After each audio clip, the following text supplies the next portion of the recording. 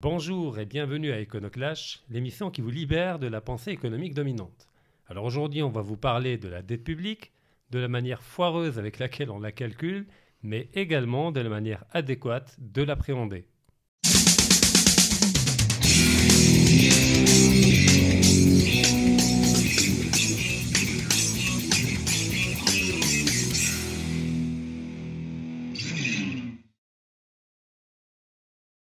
Bonjour à toutes, bonjour à tous.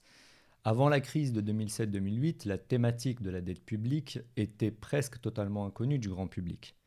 Depuis, les questions économiques, dont celle de la dette, se sont imposées dans le débat public. Les experts pullulent sur les différents plateaux télé et radio sans pour autant apporter plus de clarté. Pire, ces derniers se sont érigés en une caste, soi-disant dépositaires d'un savoir qui ne serait pas à la portée du commun des mortels.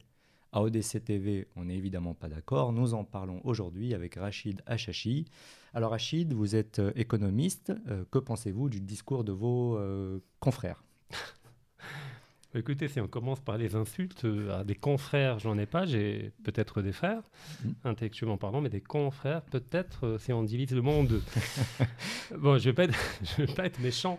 Non, mais ce que je veux dire, c'est que vous me faites penser à une citation de Friedrich von Hayek, enfin, le grand penseur économiste et même philosophe autrichien, qui disait « Il serait un mauvais économiste celui qui ne serait qu'économiste ».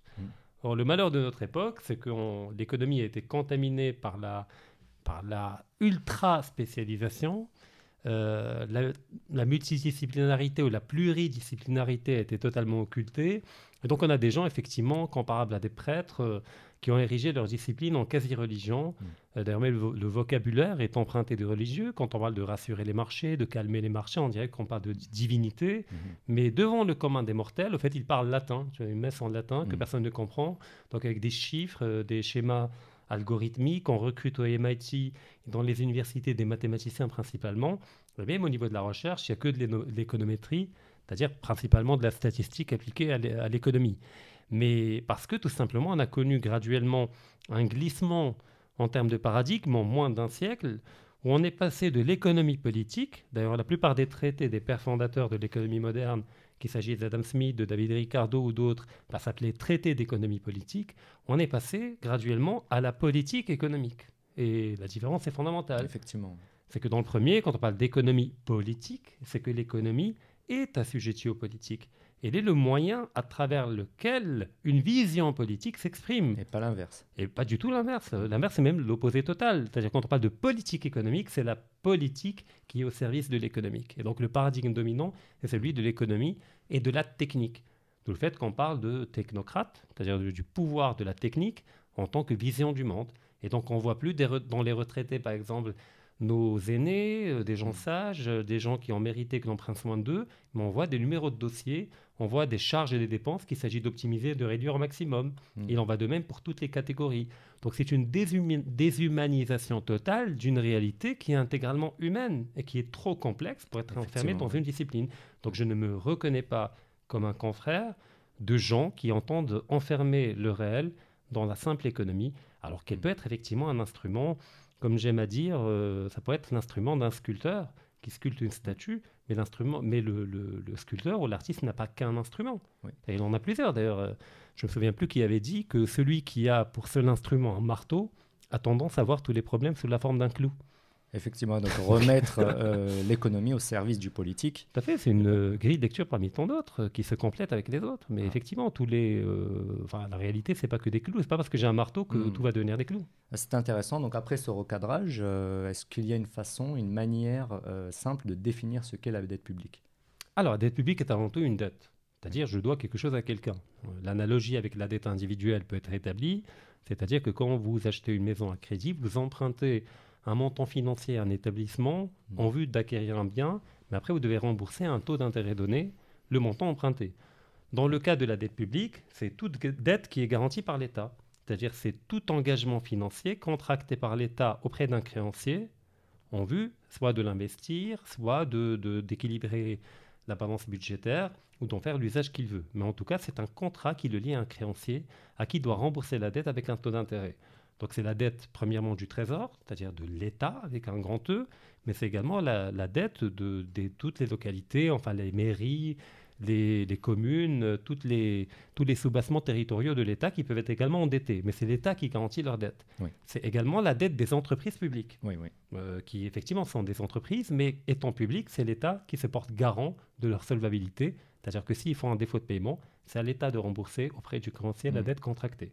Donc c'est toute dette garantie ou contractée directement par l'État. C'est ce qu'on appelle la dette publique. La manière la plus simple, la plus directe de définir. Les banques ne rentrent pas dans cette catégorie. Alors, elles entrent indirectement, c'est-à-dire que quand un État a un besoin de financement, il émet ce qu'on appelle des bons du Trésor ou des obligations d'État qui peuvent être achetées par tout un chacun, par un particulier, par une entreprise qui veut placer son argent, parce que le bon du Trésor, c'est-à-dire une reconnaissance de dette, elle est rémunérée par un coupon. Oui. Donc, acheter des bons du Trésor, c'est également une manière d'investir son argent. Mais en général, c'est sur le très long terme, les bons du Trésor, ce qui prédomine, et pour un individu, ce n'est pas forcément intéressant.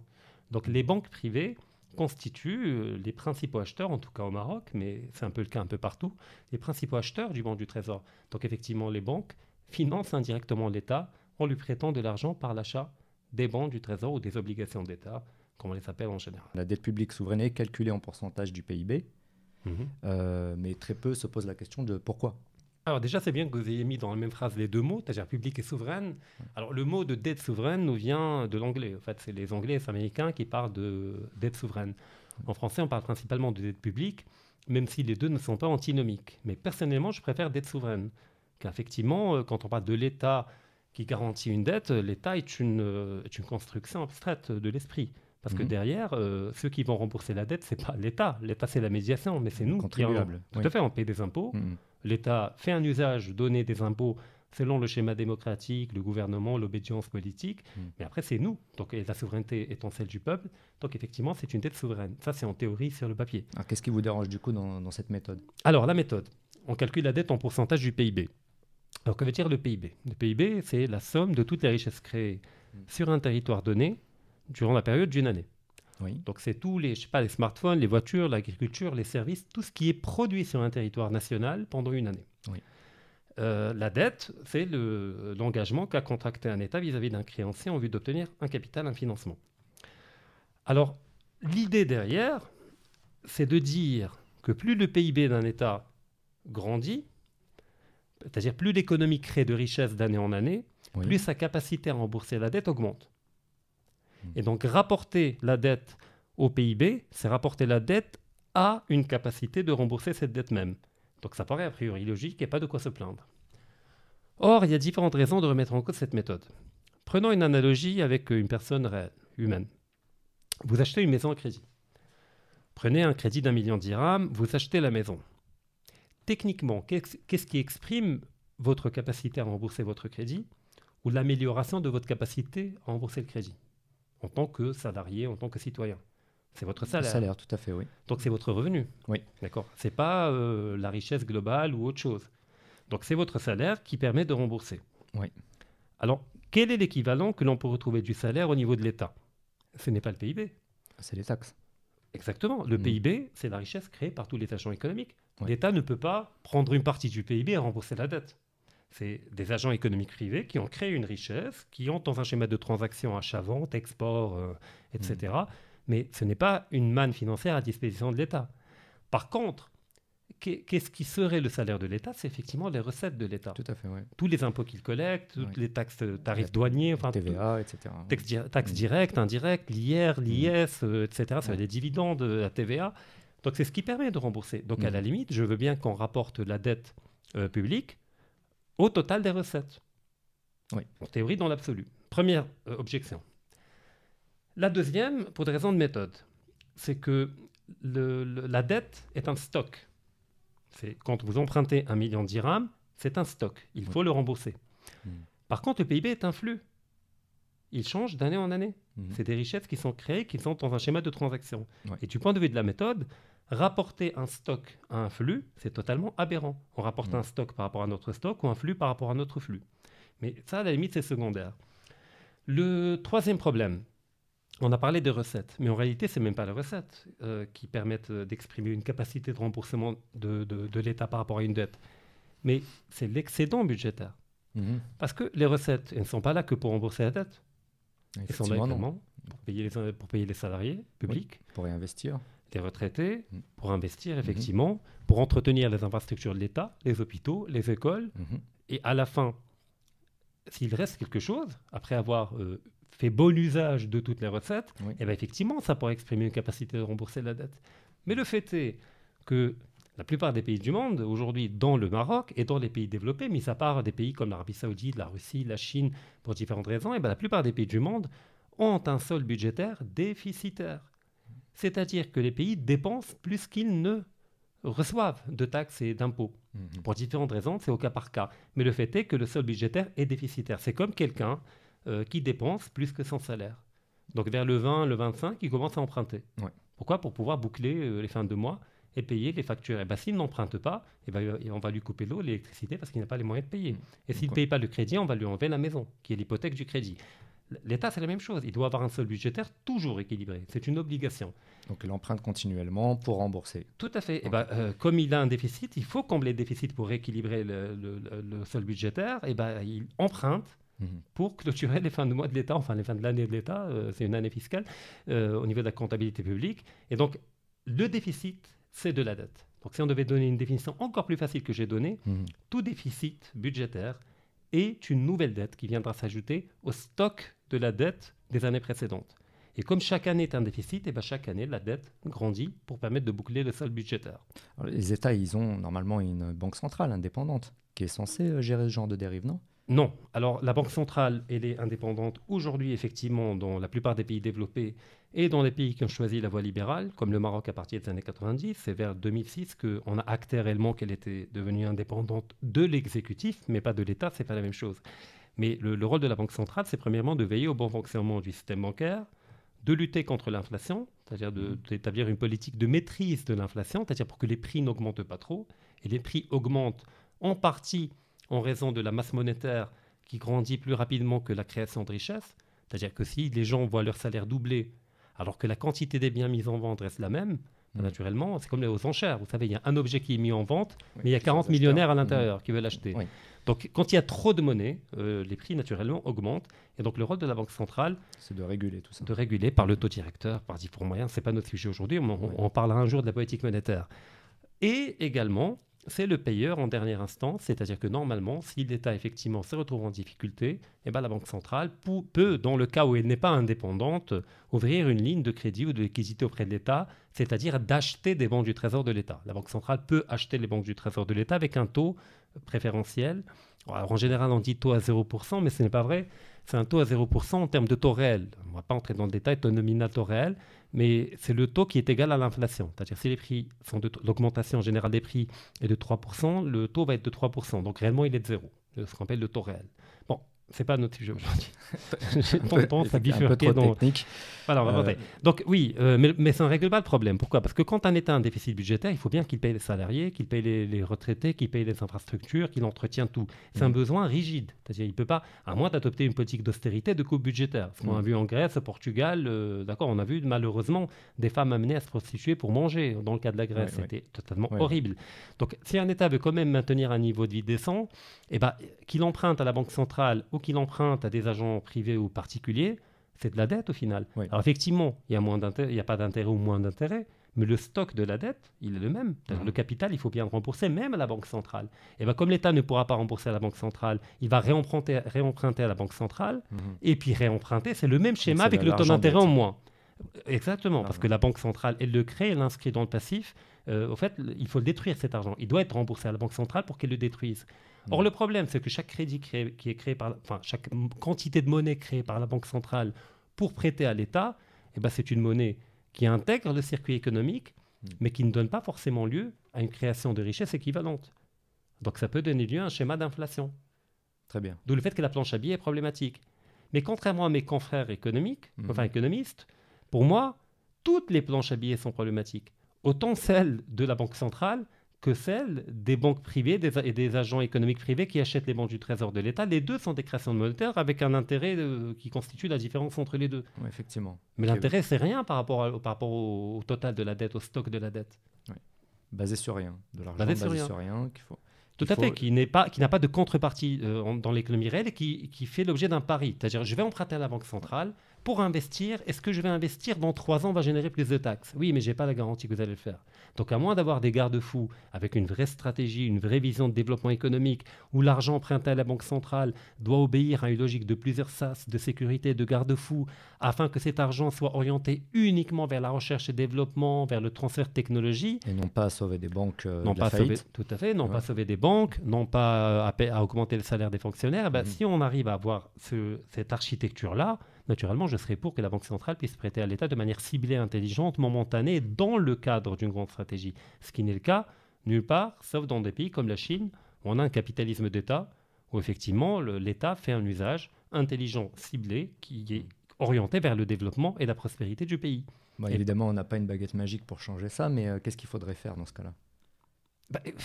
Il y a différents niveaux, parce que déjà, la dette publique, pour dire que faire à quel niveau? Parce qu'il y a au moins 2 manières d'appréhender la dette publique. On a parlé d'une, mais maintenant on va parler de la dette publique intérieure et de la dette publique extérieure. La dette publique intérieure, c'est quand l'État emprunte à des agents économiques sur son territoire. Peut-être des banques privées, des citoyens. Là, à la limite, que faire? Ça peut se régler entre nous. C'est-à-dire, au pire des cas, si jamais la dette atteint un sommet, alors pas selon la méthode de calcul en pourcentage du PIB, mais selon une autre méthode, on peut la rembourser par ce qu'on appelle la monétisation de la dette. C'est-à-dire, la Banque centrale rachète aux agents économiques les bons du Trésor qu'ils détiennent, c'est-à-dire des reconnaissances de dette de l'État. Elle les rachète et elle devient le créancier de l'État, l'unique créancier de l'État.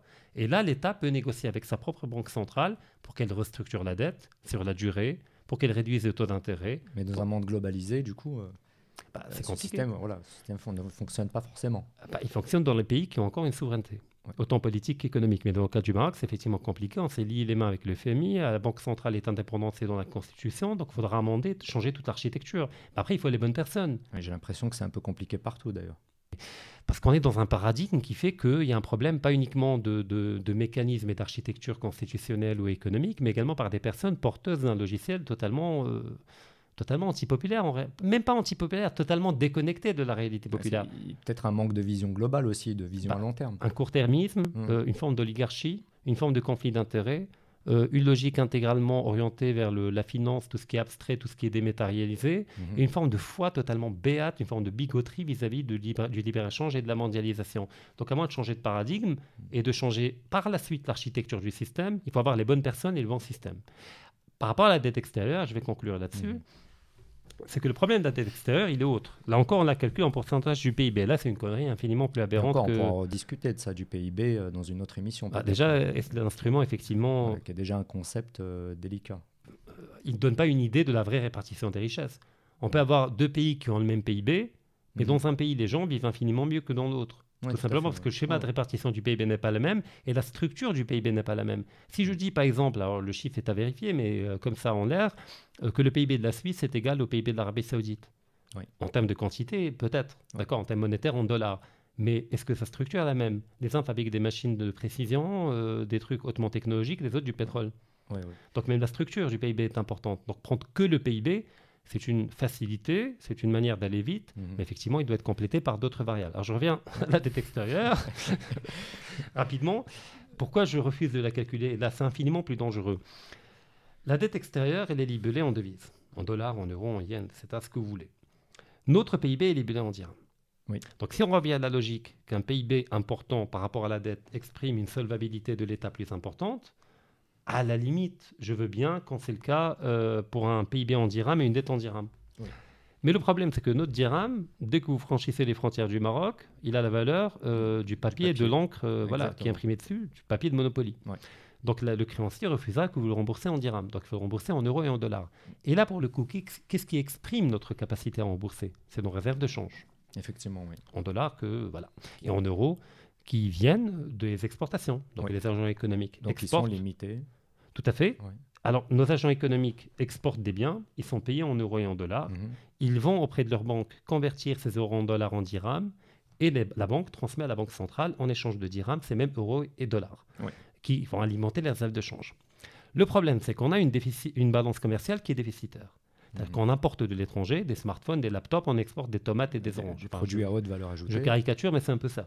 Les agrumes contre des smartphones. Oui, c'est ça. Donc la valeur des biens qu'on importe. On n'a rien contre les agrumes. Tout à fait, on adore, mais ça fait un smartphone, il faut 40 tonnes d'agrumes. Ouais. Donc on importe beaucoup plus qu'on exporte. Alors, ce qu'on importe, il faut le payer en devises. Ce qu'on exporte nous rapporte les devises. Donc on parle de taux de couverture des importations. Alors, quand vos exportations sont égales à vos importations, vous avez les devises grâce aux exports avec lesquels vous avez payé ce que vous importez. Donc, il n'y a pas de problème. Oui. Mais comme on est dans un schéma de déficit structurel de la balance commerciale, eh ben, à chaque année, on fait rentrer moins de devises qu'il n'en faut pour payer tout ce qu'on importe. Oui. Donc, il y a un déficit. Eh ben, ce déficit, on peut aller le prendre dans les réserves de change une fois, une deuxième année, une troisième année, même pas année. Les réserves de change, je compte en mois au Maroc. C'est 4-6 mois de couverture des importations. Et ben, quand elles se terminent et se tarissent, on va payer avec quoi ce qui nous manque pour compléter le paiement des importations? Et ben, il faut de la dette. Mais de la dette en dollars et en euros. Donc on emprunte la dette extérieure. Mais là encore, le pire, c'est que ça veut dire que tant qu'on n'a pas une balance de paiement qui est équilibrée à travers un équilibre de la balance commerciale et de la balance des services, et ben, pour rééquilibrer chaque année la balance des paiements, il faut systématiquement recourir à de la dette extérieure, déjà pour rembourser la précédente dette extérieure. Donc aujourd'hui, de l'année en cours. Tout à fait, il y a un stock qui s'accumule et puis on alimente. Donc c'est une pyramide de Ponzi.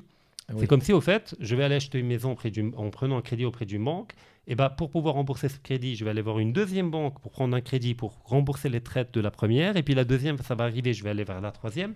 Et au niveau de toutes les banques, je vais mettre en hypothèque la même maison. Vous le faites, vous allez en prison. À titre individuel. Ah tiens, vous allez en prison. Et le système, escroquerie, pyramide de Ponzi, mais tous les États du monde fonctionnent comme ça. Donc il y a une forme d'irrationalité qui n'est pas tolérée au niveau de l'individu, mais qui est tolérée quand il s'agit de millions d'individus de la part d'un État. Mais c'est le système qui domine aujourd'hui, de l'argent-dette, qui fait que c'est une forme d'engrenage dans lequel on entre et dont on peut difficilement sortir. Donc vous ne verrez aujourd'hui aucun politique parler de remboursement de la dette. D'ailleurs, même si on rembourse toutes les dettes, de toute façon, l'argent disparaît, c'est ça? En interne déjà, oui. C'est-à-dire à l'échelle mondiale, oui. Si toute l'humanité se coordonne, a les moyens, mais c'est un peu impensable, ça relève du vue de l'esprit.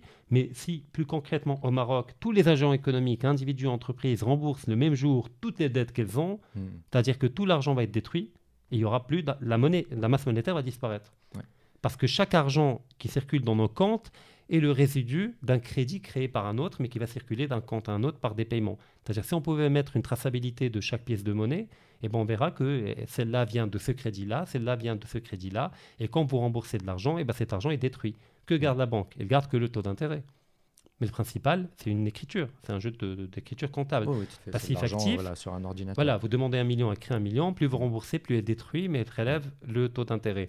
Mais la dette extérieure, j'aimerais insister là-dessus, tant que la balance des biens et des services est déficitaire, chaque euro et chaque dollar de notre dette extérieure est tout simplement irremboursable, sinon par une autre dette. Donc si j'ai bien compris, la solution, c'est de développer les infrastructures, développer notre économie, développer notre industrie pour créer des produits à forte valeur ajoutée, qu'on puisse être à peu près compétitif. À long terme, tout à fait. À long terme, toute la solution réside dans la capacité de l'État à mettre en place une dynamique de rattrapage technologique, de remontée de filière afin de ne pas être dans les produits bruts, mais dans les produits transformés, d'achat de brevets, et donc d'une forme de volontarisme politique qui s'inscrit dans une forme de patriotisme économique, de patriotisme tout court. On en revient toujours au même.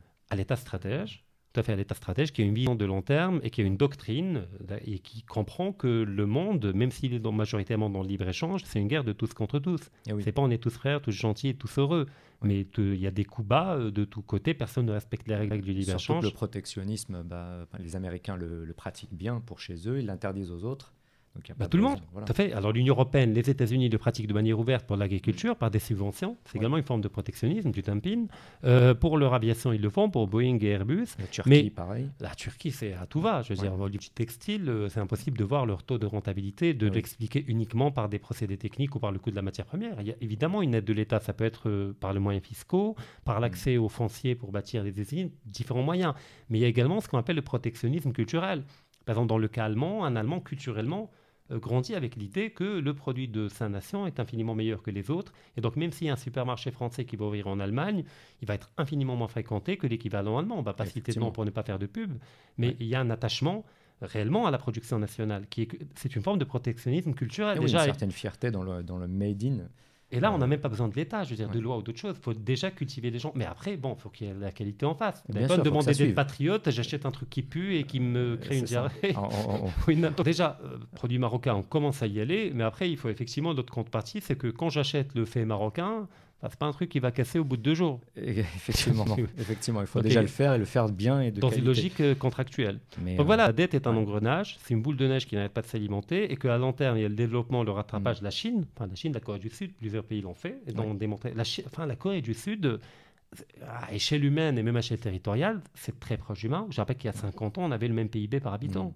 Sur l'espace de 40 ans, 50 ans. C'est possible, on l'a vu historiquement. Des sauts qualitatifs. En l'espace de 20-30 ans, ils ont fait aussi un saut qualitatif énorme. Un rattrapage technologique, une armée moderne, avec des porte-avions, rivalisé avec les États-Unis durant la Deuxième Guerre mondiale. Et même, ils ont battu la Russie en 1905.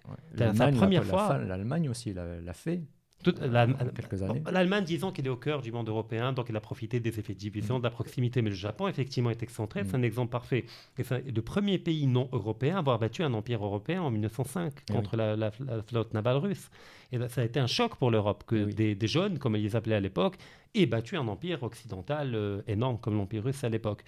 Et à court terme, pour finir, il faut déjà un peu juguler cette hémorragie-là par un protectionnisme intelligent et ciblé. Donc on est tenu par le libre-échange, c'est la doxa dominante, il y a le FMI, blablabla, tout ça, mais on peut très bien le faire intelligemment, déjà par le protectionnisme culturel dont j'ai parlé tout à l'heure, mais également par un protectionnisme éducateur tel qu'évoqué et développé par Frédéric List, qui ne concerne que les secteurs de l'économie marocaine qui ont un potentiel de développement si jamais l'État les accompagne, de les protéger dans une logique contractuelle et pas dans une logique de rente. Ce n'est pas un chèque en blanc, c'est-à-dire on vous protège tout le temps, faites ce que vous voulez. On vous protège, en échange, vous prenez l'engagement d'investir dans la R&D, dans la recherche et développement, dans l'innovation, dans la formation du capital humain. Et si jamais vous ne jouez pas le jeu, l'État retire la protection. Une fois, au fur et à mesure qu'on rattrape notre retard dans les secteurs jugés stratégiques, on déconstruit petit à petit le protectionnisme parce que le libre-échange peut avoir un intérêt parce qu'il stimule la concurrence et il amène l'entreprise à vouloir toujours être au niveau. Oui. Mais quand vous avez un enfant qui naît, vous ne le jetez pas à la rue immédiatement. Vous le protégez, vous l'éduquez. Il faut lui donner le temps de grandir. Le fait qu'on parle d'industrie naissante, que l'État stratège avec une vision, même dans le cadre d'un despotisme éclairé, peut accompagner. Sinon, on a un libre-échange qui se traduit par un déficit commercial, qui se traduit par de la dette extérieure, qui est structurellement irremboursable. Et le leurre, c'est de la calculer en pourcentage du PIB qui nous donne l'illusion qu'elle n'est pas très lourde et qu'on a encore de la marge d'endettement. On nous dit on n'est qu'à 35% de dette extérieure en pourcentage du PIB, donc on peut aller jusqu'à 60%. Mais non, mais même 1%, c'est problématique dans le cas du Maroc. Le problème n'est pas là, le problème c'est dans le déficit. Donc on parle des déficits jumeaux. Déficit budgétaire, déficit commercial, les deux nourrissent la dette publique intérieure et la dette publique extérieure. Donc si on ne veut pas nous retrouver dans le schéma grec où l'État a commencé à vendre des ports et des îles aux Allemands et aux Chinois... liquider le patrimoine. Voilà, donc il faut s'y prendre maintenant et c'est une question de paradigme avant d'être une question de moyens. Nous vous remercions de nous avoir suivis et on vous donne rendez-vous vendredi pour l'émission Questions-Réponses. D'ailleurs, pensez à nous poser toutes vos questions sur les réseaux sociaux afin d'y répondre vendredi.